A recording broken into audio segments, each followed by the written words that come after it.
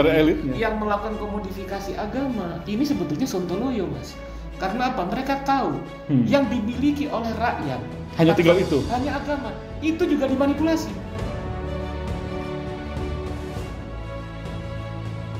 Kita masih membahas tentang Islam sontoloyo. Ini sebenarnya sebuah upaya Bung Karno membersihkan Islam dari mereka-mereka yang memanfaatkan pengetahuannya tentang agama Islam untuk mengeksploitasi orang lain. Orang lain yang bertentangan dengan ajaran agama dan substansi. Dan perilaku itu kan memang ada dalam sejarah Islam dari sejak zaman Nabi, mungkin setelah Nabi sampai sekarang. Iya, di berbagai macam agama bentuk manipulasi agama kerap terjadi.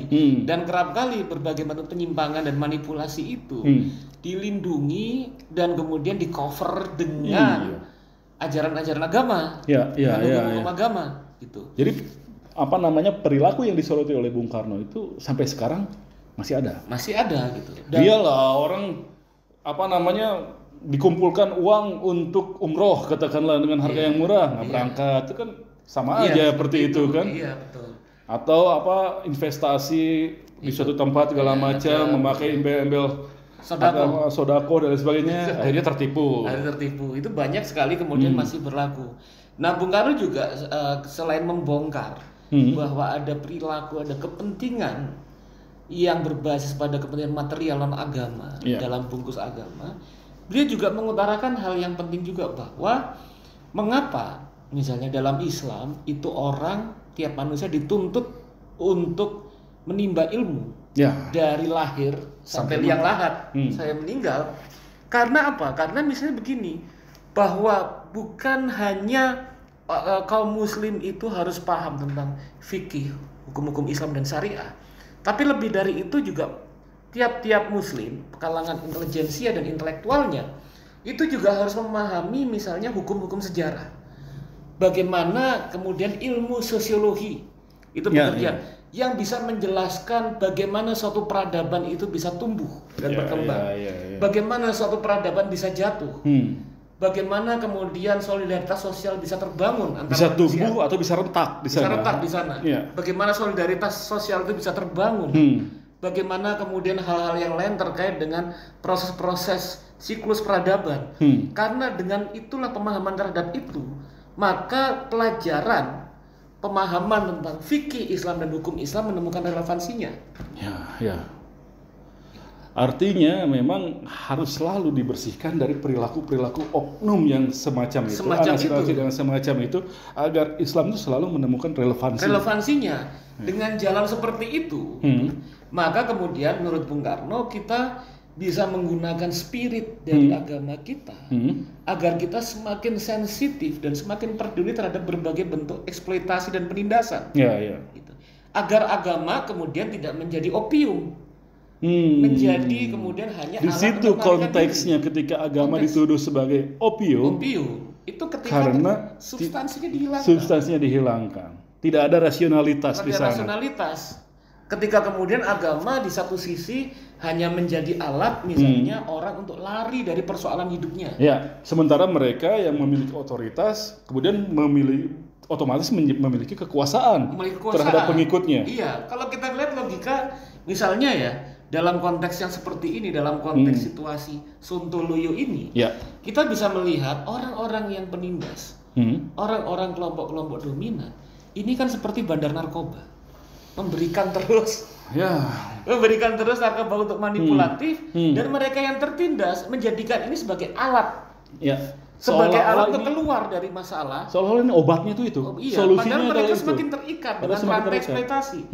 Tapi kemudian ketika agama kemudian dinyalakan apinya dan dituntut orang kemudian secara rasional menggunakan akalnya untuk merdeka dan kemudian menghayati keagamaan, maka justru agama ini menjadi suatu stimulan untuk memperjuangkan hidup dari masyarakat yang tertindas, terpinggirkan. Dan pengikutnya juga kemudian menjadi rasional. Dia tahu mana yang harus menjadi prioritas, mana yang cuma akal-akalan orang aja. Bagaimana hidupnya tidak dikorbankan untuk kepentingan yang lain.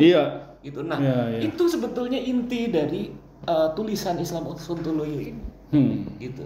Itu yang sebetulnya menjadi perjuangan Soekarno yang sebetulnya sejalan dengan pikiran-pikiran para pembaharu Muslim di berbagai wilayah dunia masyarakat Islam, seperti Qasim Amin di Mesir, Halidah Adib Hanum di Turki, gitu kan, dan di tempat-tempat Muhammad Iqbal di Pakistan, gitu. Ya. Nurholis Majid di Indonesia, kalau pada era-era tahun 90-an, gitu. Ya. Nah, sekarang kemudian isu soal Islam dalam politik menguat kembali. Iya, betul. Apakah ini juga ada diwarnai oleh fenomena Sontoloyo itu juga? Atau Anda melihat yang lain? Iya, kalau saya melihat ini kalau secara substantif ya, normatif, tidak ada persoalan sebetulnya antara agama dan politik. Karena perjuangan hidup manusia, perjuangan hidup kaum tertindas itu menggunakan sarana politik, ya kan? Tapi yang menjadi masalah di sekarang itu adalah ketika sarana politik itu kembali menjadi alat manipulasi. Alat manipulasi terhadap kemudian kepentingan massa di bawah. Iya. Bagaimana elit misalnya menggunakan dan ayat-ayat dijadikan legitimasi lagi. Elit kemudian memperkeruh polarisasi identitas untuk kepentingan mereka. Jadilah rendang pun dikasih agama. Ya, dan macam-macam itu. Macam-macam itu. Padahal masih banyak persoalan yang sebenarnya bisa diselesaikan dengan pemahaman api Islam ini. Api Islam atau politik, kalau Cak Nur bilang politik yang berbasis pada keadaban, gitu. Politik yang berkeadaban ini yang sebetulnya menjadi kekuatan politik yang sebetulnya menghubungkan dengan pandangan-pandangan Soekarno, kan arahnya sebenarnya ke sana. Jadi bagaimana Islam sebagai agama itu tidak mengalami apa yang disebut komodifikasi agama. Jadi agama, nilai, values yang menjadi ruh dari masyarakat itu kemudian dijadikan komodifikasi, ditransaksikan dengan kepentingan bisnis dan politik untuk kepentingan agar suatu kelompok tertentu bisa langgeng dalam kekuasaan. Itu yang akan menghilangkan relevansi dari Islam agama itu sendiri. Perilaku yang semacam itu yang mentransaksikan itu tadi. Dan pada intinya sebetulnya. Tapi bagaimana yang namanya politik juga kadang-kadang kan kompromi. Artinya ada negosiasi, ada tawar-menawar. Nah, posisinya bagaimana ini dengan karena ini kan begini, Mas. Kalau kita diskusi pada episode sebelumnya, itu kan terjadi ketika logika kepentingan dari elit politik di Indonesia itu sudah sedemikian lama dipisahkan dari gerak hidup, kepentingan dan aspirasi rakyat sejak era Orde Baru, gitu. Sehingga kemudian yang terjadi proses-proses tadi yang dibilang negosiasi, kompromi dan juga kemudian kontestasi tidak berhubung dengan pemajuan kepentingan dari warga, dari masyarakat. Jadi yang namanya negosiasi politik, kompromi politik, diplomasi politik itu tidak semata-mata berdasarkan kepentingan yang sempit. Seharusnya dalam rangka memajukan kepentingan warga. Ya. Kalau itu dipakai hanya semata-mata untuk kepentingan yang sempit, siapa yang jadi apa, siapa dapat apa, maka jangankan Islam, semua ideologi pun itu tidak akan relevan. Tidak relevan. Baik ideologi itu atas nama agama ataupun sekuler tidak relevan. Tidak relevan. Kalau yang namanya komunikasi politik baik berupa negosiasi, kompromi itu tadi hanya untuk kepentingan sempit. Saya mau coba menjelaskan ada salah satu pandangan yang menarik dari mentor politik Soekarno, itu Tan Malaka. Tan Malaka tuh pernah bilang, pada saat nanti Indonesia merdeka, jangan sampai kemudian yang terjadi para elit yang diusung oleh rakyat, mereka kemudian membangun komunitas sendiri, terus kemudian membuat tembok-tembok yang memisahkan antara rakyat dan mereka, sehingga kepentingan dari para elit itu sebetulnya hanya memperjuangkan kepentingan dari mereka para elit saja. Itu oligarki jadinya. Jadi seperti dan kejadian apa yang diutarakan Tan Malaka dulu tahun 1920-an dan itu kemudian menjadi masalah yang tetap relevan dari sekarang, problem oligarki. Itu yang menjadi masalah ketika dipisahkannya kaum elit dalam politik dengan massa yang dan lebih besar di bawahnya. Dan itulah mengapa kemudian penting juga Soekarno kemudian masuk dalam kajian mengeksplorasi agama. Karena rakyat yang terpinggirkan, tertindas dan termarginalisasi ini kan pada kondisi seperti itu yang mereka miliki cuma agama. Oh iya. Yang mereka miliki adalah keyakinan. Mereka tidak punya uang, mereka tidak punya kekuasaan, mereka tidak punya faktor produksi, mereka hanya memiliki keyakinan. Agama. Dan oleh karena itu, apa yang hanya dimiliki oleh rakyat miskin satu-satunya nih harus dibangun berdasarkan pada suatu interpretasi yang memihak pada mereka. Ya. Itu. Oke.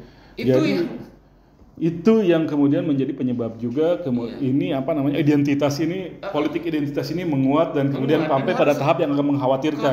Harus ada kanalisasi yang lebih progresif. Dan ini yang sebenarnya saya pesan. Itu berarti tanggung jawab para pemimpinnya kalau gitu. Dan para elit politik yang melakukan komodifikasi agama ini sebetulnya sontoloyo, Mas.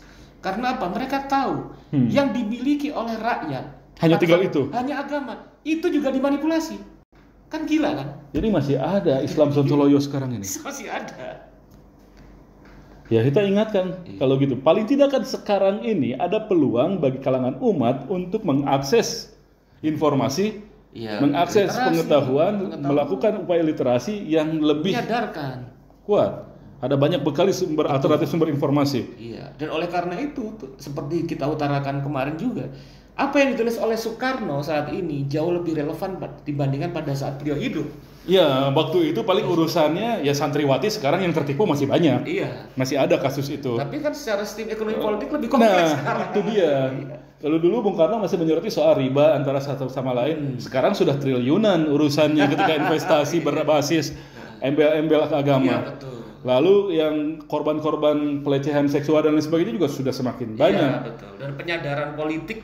Dan sudah sampai ke urusan politik yang begini-begini. Jadi memang lebih relevan lagi. Lebih relevan saat ini. Betul. Waktu itu Bung Karno menyarankan apa yang bisa dilakukan? Yang kalau dalam konteks kajian Islam itu ya memudahkan dan mencerahkan pengertian Islam. Akses umat terhadap pengetahuan harus dibuka seluas-luasnya. Akses umat terhadap pengetahuan harus dibuka seluas-luasnya. Karena itu bagian dari perintah agama. Oke. Dan tidak hanya kekuasaan atau kepentingan sempit yang menjadi orientasi. Dan nalar pikiran itu ada ditempatkan oleh Soekarno sebagai sesuatu yang sangat mulia, anugerah Tuhan yang paling mulia bagi manusia adalah akal sehat. Oke, akal sehat. Jadi ketika berkuasa pun menggunakan akal sehat, cara-cara mencapainya menghargai akal sehat, tidak manipulatif. Tidak melakukan dan menghormati nalar publik. Mudah-mudahan itu tersampaikan. Itu yang menjadi PR kita semua. Terima kasih, Mas Angga. Selalu relevan apa yang dibilang oleh Bung Karno. Mudah-mudahan kita bisa mengambil api dari pemikiran tersebut. Kita jumpa kembali dalam perbincangan yang lain masih di bawah bendera revolusi. Terima kasih.